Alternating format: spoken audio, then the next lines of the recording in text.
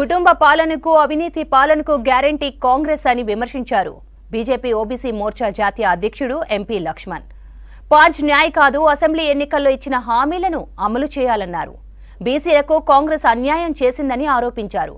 70% SC ST బీసీలకు కేంద్ర మంత్రి వర్గంలో బీజేపీ చోటు కల్పించిందన్నారు. బీజేపీ స్టేట్ ఆఫీసులో ఓబీసీ మోర్చా డైరీని ఆవిష్కరించారు లక్ష్మణ్.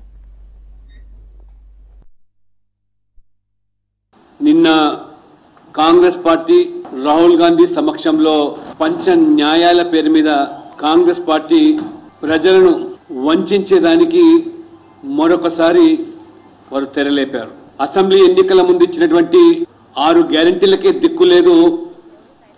ఇప్పుడు మళ్ళీ కొత్తగా ఈ లోక్సభ మేనిఫెస్టోలో పంచ న్యాయాల పేరు మీద ప్రజలకు పంగనామాలు పెట్టేదానికి మరొకసారి సిద్ధమైంది.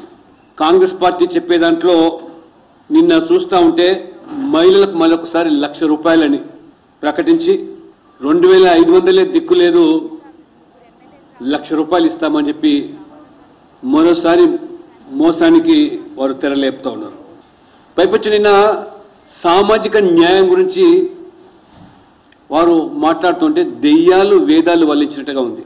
నేతి బీరకాయలో నెయ్యి ఎంత ఉందో కాంగ్రెస్ పార్టీలో సామాజిక న్యాయం అంటే అక్కడ ఈ బడుగు బలహీన వర్గాలకు దళితులకు మరి అంతే ఉన్నదనే విషయాన్ని ప్రజలు గమనిస్తూ ఉన్నారు.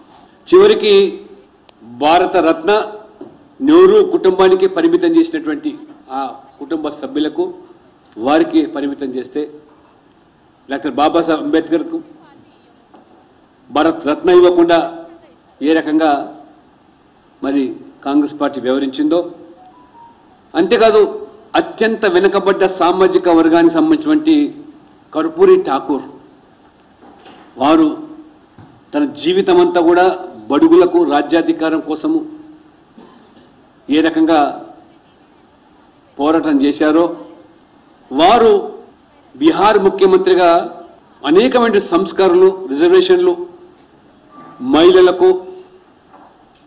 అదే రకంగా బడుగు బలహీన వర్గాలకు దళితులతో పాటు ఏ రకమైన రిజర్వేషన్లు ఆ రోజు ప్రవేశపెట్టి కర్పూరి ఠాకూర్ జననాయక్ మార్కు రిజర్వేషన్లు తెరలేపితే వారిని కూడా గుర్తించినటువంటి కాంగ్రెస్ పార్టీ